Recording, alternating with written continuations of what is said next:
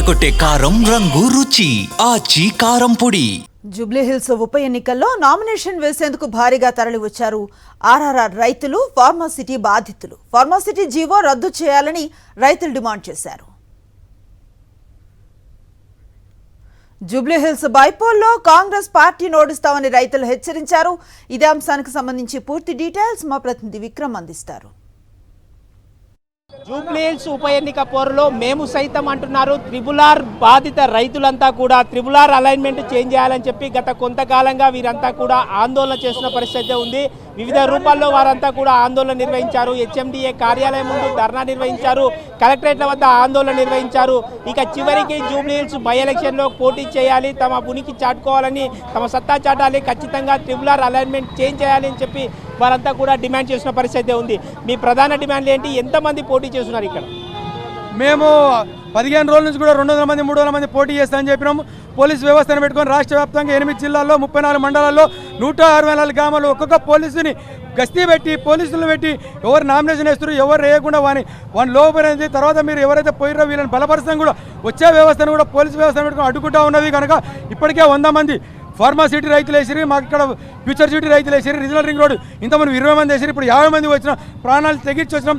Regional ring road రాష్ట్ర వ్యాప్తంగా ఒకే alignment లేదు, పారదర్శకంగా లేదు. ఒక పక్క 20 కిలోమీటర్లు 30 కిలోమీటర్లు, ఒక పక్క 50 కిలోమీటర్లు 70 కిలోమీటర్లు తీసుకుంది.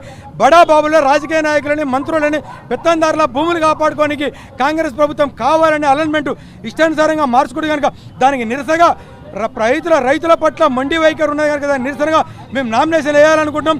ఇక్కడ ఉన్న ప్రపోజల్ ఇంటికి కూడా బెదిరిస్తూ ఉన్నారు. మా ఎమ్మటి ఇంటెలిజెన్స్ వ్యవస్థ ఉన్నది, ఇంటెలిజెన్స్ తిరుగుతూ ఉన్నారు, ప్రపోజల్ని బెదిరిస్తూ ఉన్నారు, మమ్మల్ని కూడా బెదిరిస్తూ ఉన్నారు. కావాలని కేసుల పాలు చేస్తామని బెదిరిస్తూ ఉన్నారు. అయినా సరే వెనకాడకుండా ప్రభుత్వాన్ని బుద్ధి చెప్పేటట్టు జూబ్లీహిల్స్లో నామినేషన్ వేస్తూ ఉన్నాం, ప్రచారం చేస్తాం. కాంగ్రెస్ పార్టీ బుద్ధి వచ్చి మాకు తెలంగాణ పార్టీకి డెవలప్మెంట్ కాదు, మేము చూసుకోవచ్చు. నామినేషన్ల ప్రక్రియ, నామినేషన్లు వేశారు, నామినేషన్లు మాత్రమే వేస్తారా? ప్రచారం నిర్వహిస్తారా? ప్రచారం చేస్తాం, అన్ని చేస్తాం. రాష్ట్ర వ్యాప్తంగా 8 జిల్లాల నుంచి కూడా వస్తాము.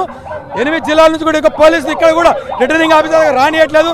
రైతులు చిన్న చూపు చూస్తూ ఉన్నారు. అధికారులకు మాత్రం రాచబాటేసి ముందర పోలీసు వ్యవస్థ పెట్టుకొని పోతా ఉన్నారు. కావాలని ఉద్దేశపూర్వకంగా కాంగ్రెస్ ప్రభుత్వం రైతుల పట్ల ఉక్కుపాదం మోపాలని చూస్తుంది కనుక దీనికి వ్యతిరేకంగా పోరాటం చేశామని చెప్తా ఉన్నాం. అంటే మీరు ఇప్పటి వరకు ఎంతమంది నామినేషన్లు వేశారు?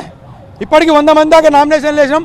ఉన్నటువంటి వాళ్ళు పోలీసులు బెదిరిస్తున్నారు, వచ్చిన వాళ్ళు కూడా రాణిస్తలేరు.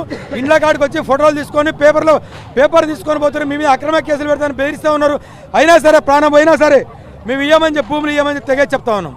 అంటే దీని ద్వారా మీరు ప్రభుత్వానికి ఏం చెప్పదలుచుకున్నారు? ప్రభుత్వం ఇప్పటికైనా దిగిరమ్మంటున్నాం.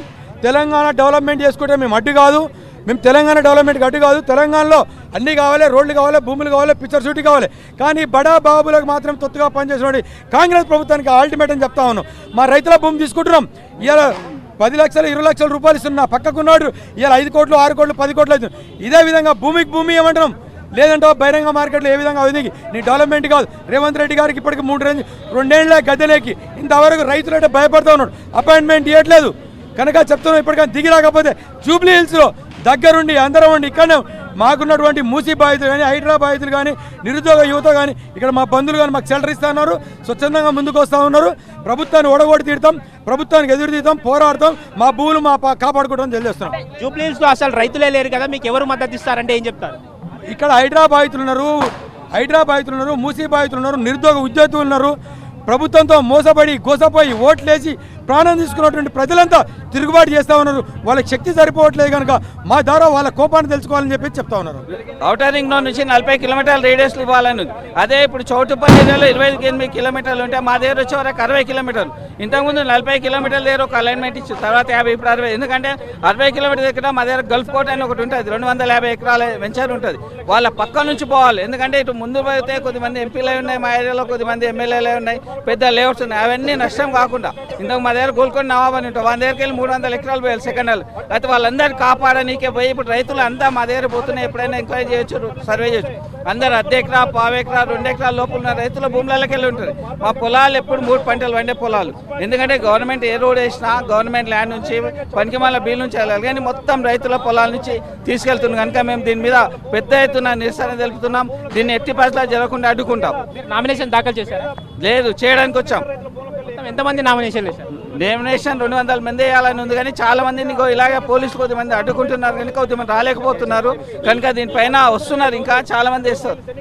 చూసుకోవచ్చు 8 జిల్లాల నుంచి దాదాపుగా త్రిబుల్ ఆర్ బాధిత రైతులంతా కూడా నామినేషన్లు దాఖలు చేసి తమ నిరసనను తెలియజేయాలనుకుంటున్నారు. అలైన్మెంట్ను ఖచ్చితంగా మార్చాల్సిందేనని చెప్పి త్రిబుల్ ఆర్ అలైన్మెంట్ బాధితులు అయితే చెప్తున్నారు.